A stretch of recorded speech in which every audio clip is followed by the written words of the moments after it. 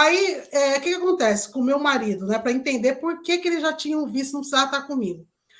Ele tinha o visto de turismo, ele vinha me visitar uma vez por ano aqui nos Estados Unidos, isso foi 2 anos e meio, ele veio 3 vezes. A primeira vez ele veio, ficou 21 dias. A segunda vez ele veio, ficou 1 mês e 15 dias, mais ou menos.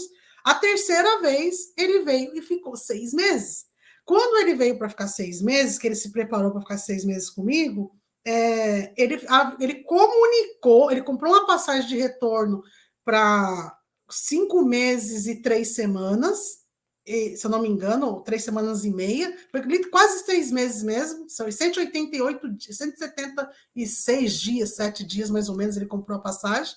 E ele chegou na entrada do aeroporto aqui, eu não sei se foi em Miami, não, foi em Atlanta, porque Atlanta é um problema, né? Eu já fui parada pela imigração, dentro do avião em Atlanta, vocês têm uma ideia. Sério? Sério. Eu nunca te contei? Não. Você pode falar depois também, ou agora, se fica à vontade. Pois, tudo já aconteceu aqui comigo, Chifa, tinha história aí para um ano. Aí ele foi no aeroporto, gente, olha o que ele trouxe. Ele trouxe feijoada dentro da mala dele, ele trouxe comida, jabá, não sei o quê, tudo na mala. Aí ele foi parado, a imigração parou ele e falou assim para ele, assim, viu lá que ele estava pedindo 6 meses para ficar no país. Ninguém nunca pediu 6 meses para ficar no país, mas ele pediu. Aí só que ele, toda vez que ele vinha para o país, eu também tinha a expertise de ir na secretaria e pedir uma carta de convite para ele entrar, né? Que ele estava vindo me visitar. Então, eu sempre tive essa expertise de pedir isso para a secretaria. Então, ele também estava acompanhado dessa carta, todas as entradas dele. Nunca ninguém faz isso, mas eu fazia por precaução. E quisesse ligar, ligasse para a escola também. E a escola sabia, foi a escola que emitiu, então a escola sabia. Então eu entregava o passaporte dele, uma cópia da passagem, preenchia um formulário e eles me davam uma carta convite avisando que dia que ele ia entrar no país e que dia que ele ia sair do país. Então a escola também tinha essa ciência. Isso não era relevante? Não, mas você mostra mais uma confiança de confiabilidade Você oficial. sempre foi além, né, nas coisas, eu tô vendo. Mas mesmo nesse além, os 6 meses o Marcelo levou ele para a salinha, ó, na salinha, ó. Meu Deus. Na salinha, querendo foi? saber por que ele ficou queria 6 meses, mas indagou ele de todas as coisas que pudesse indagar, e depois de muita coisa, não pediram para ver a mala dele, viram a mala dele, mas não abriram a mala que estava as comidas, porque senão era outro problema também. Aí abriram uma das malas dele, depois de muita enrolação na salinha, liberou ele. Carimbou lá, que liberou a entrada dele.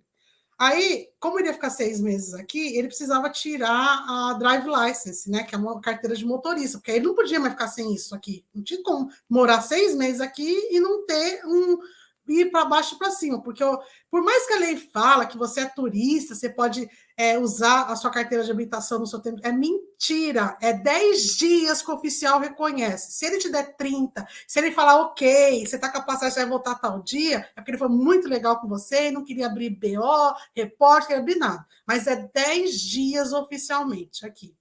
Aí eu fui com ele para tirar a coisa do DMV, e a gente precisava entregar como o I-94, né? O I-94 que diz se você está legal no país ou não. Você só tira habilitação se você está legal no país ou não. Aí saiu lá que uma das entradas dele não foi reconhecida, a saída dele. Tinha dado overstay. Aí caiu minha ficha, por que ele foi para a salinha? Porque na segunda vez que ele deixou o país, a companhia aérea não comunicou à imigração que ele deixou o país. Isso acontece. É importante todo mundo, quando deixa o país, espera uns 30 dias, dá uma entrada lá no I-94 e vê se está o histórico de saída do país, porque senão dá overstay. Então, overstay é quando você expira o seu tempo dentro do país. Aí eu falei, agora eu entendi o que aconteceu, por que eles te levaram para a salinha? Não foi porque você pediu 6 meses, foi porque eles acharam que deu overstay, eles devem ter feito muita pesquisa, mas eles rodearam, eles não estavam entendendo, ele mostrava, eu saí tal dia, não sei o quê, mas eles não falou assim, literalmente, aqui está dizendo que você entrou tal dia, mas não saiu. Mas eles queriam entender assim, como é que ele apareceu aqui de novo? Ele saiu por onde, entendeu? Por onde que ele saiu? Mas eles não são claros para falar para o imigrante ali, falar assim, olha, a gente olhou, aconteceu isso, isso, isso. Você tem como explicar o que aconteceu? Eles não te falam. Eles ficam assim, martelando ali você e não falam o que é. Eu acho que aí eles ficam assim, mas como é que esse cara está entrando no país hoje e está dizendo que ele está overstay? Então ele saiu por onde? Saiu ilegal do país? E eles precisam que a pessoa se incrimine, né? Porque eles não Isso. podem falar para a pessoa, eles têm que a pessoa fale o que ela fez. Exatamente. Então, rodearam ele de um monte de coisa que acho que é para perguntar outra coisa, para incriminação mesmo. Só que ele não sabia o que estava acontecendo. Aí, na hora que eu puxei, eu falei, Marcelo, você. Na hora que eu me ficha, eu falei, eles acharam que você ficou overstay no país, você saiu ilegal do país. Aí eu falei, vamos para a imigração. E assim, o imigrante aqui, ele tem medo de ir no prédio da imigração, porque eles podem te prender lá. Por mais que você vai lá fazer uma coisa de regularização, mas eles detectou que o seu ID tem alguma coisa que te está lascando, eles te prendem lá mesmo. Porque você está dentro do prédio da imigração. Não tem o que fazer. Aí marcamos o horário, vai eu e ele lá para a imigração. Não vai. Eu falei, vamos, não tem nada de errado, vamos lá, né? E aí eu falei, vamos lá. Vai lá de novo. Vamos lá no 8º andar lá. Aí eu falei pro cara assim, olha, aí eu imprimi, levei informação. Tá vendo aqui, ó? Tá dizendo que ele tava overstay, mas tá aqui a passagem dele. Ele não estava overstay. Só que aí o que aconteceu? Antes da imigração, a gente tivemos que entrar em contato, pesquisando também. Não conheço ninguém também que aconteceu isso. Tinha que entrar em contato com a companhia aérea e falar assim para ele assim, ó, meu ticket foi esse, meu número foi esse, vocês não comunicaram a imigração que eu saí, eu estou com problemas na imigração, tudo isso foi colocado. Eles resolvem isso em 24 horas. Aí resolveram isso, entregaram uma carta de que ele realmente saiu do país aquele dia, foi por isso que a gente foi lá na imigração. Aí o cara, eu só mostrei para ele, aconteceu isso e isso. O cara pegou o passaporte dele, a carta e o ticket e tudo, e foi lá para ele, sumiu. Deixou nós lá uns 40 minutos, não falou nada. Eu não expliquei quase nada, eu só falei isso. A gente precisa saber o que está acontecendo, que ele precisa tirar a habilitação dele aqui, que ele não pode dirigir do jeito que está. Aí o cara foi lá para dentro, sumiu. Daqui a pouco voltou, só fez tirou assim. Tirou a carteira. Jogou assim, ó. Credo. Tchau. Aí eu falei... Só isso? Aí ele, tchau. Aí ele falou, daqui 24 horas você pode entrar no I-94. Aí não deu 15 minutos. E como que ele tirou o F2, né? Porque ele teve que ir no consulado, né? Para tirar o F2. Para chegar no F2, esse foi um dos problemas. Aí ele tirou a carta, ele foi tirar a carta de habilitação dele, não foi aprovada, porque deu esse problema da imigração, teve isso também, não foi aprovada. Não, de jeito nenhum. A gente foi parar no sistema investigatório do DMV, porque eu fui, porque ele não falava inglês, tinha que traduzir, mas a mulher falava espanhol, não precisa entrar na sala. Aí a mulher da imigração, lá do DMV, que faz parte também da investigação, ela falou o que tinha acontecido. Aí, como a gente já tinha toda a documentação, contou a história para ela e mostrou tudo, ela falou, tá, ela consertou lá, mesmo assim, nada, não chegava a documentação, não chegava. Aí desistimos, aplicamos para a B60, que é a Drive License de imigrantes não documentados. Uhum. Aí vocês aplicaram para a B60. Como que é passaporte? O que mais que precisa? Aí não podia nem aplicar para a B160, porque ele estava com status legal.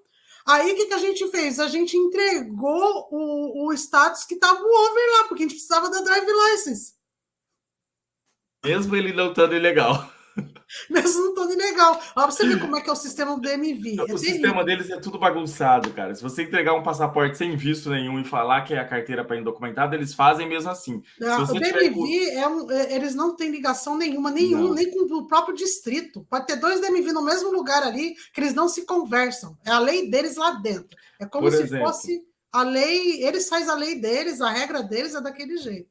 Aí, enfim, resolveu isso.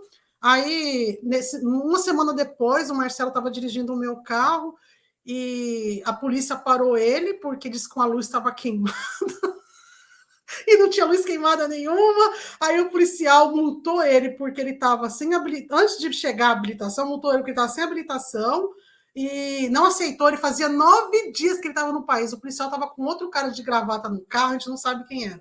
Aí eu falei com o policial por telefone, eu falei, mas ele faz 9 dias que ele está no país, ele já tirou, inclusive, a habilitação dele, ele pode dirigir. Não, porque não sei o quê, e também está com farol queimado. Eu falei, não tem farol queimado no carro. Aí, beleza. Aí ele recebeu a multa, pagamos a multa lá, fomos para a corte, levei o Marcelo para a corte também, para ele falar, eu sou guilty, mas eu não era guilty, não sei o quê. Tudo aconteceu com a gente. E fomos atrás, e para liberar o carro, fomos atrás de um policial qualquer na rua para mostrar, o farol está funcionando. Ele não quis nem saber, ele foi lá e assinou, porque você tem que ir atrás de um oficial para ele liberar o carro para você andar de novo, né? Então, gente, é assim, do nada o cara fala que seu freio, de luz de freio está queimado.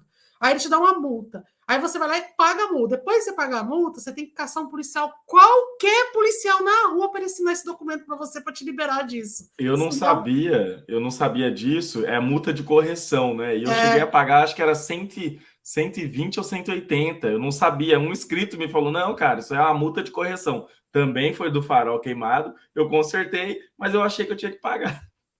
Não, então, aí a gente não sabia, aprendi tudo sozinha. Eu ir lá quebrando a cara lá na corte, e aí o cara me explicando, eu falei, como é que eu vou? Aí falaram que eu tinha que estar na delegacia. Eu fui na delegacia, o cara falou, não, eu tô ocupado aqui, procura um policial na rua aí. Aí foi desse jeito. Eu falei, não acredito, eu vim aqui na puta que pariu e eu podia caçar qualquer um na rua, mas é desse jeito mesmo. Multa de correção, depois que você já fez cor, já fez tudo que tinha para fazer, ou qualquer coisa que você arrumou, que ele te deu aquele papel amarelo, só você falar assim, ó, arrumei. Às vezes ele não quer nem saber, ele vai lá e assim. Foi desse jeito. O cara fez assim, ó, daqui, ó, fez assim, ó, daqui, ó, e levou.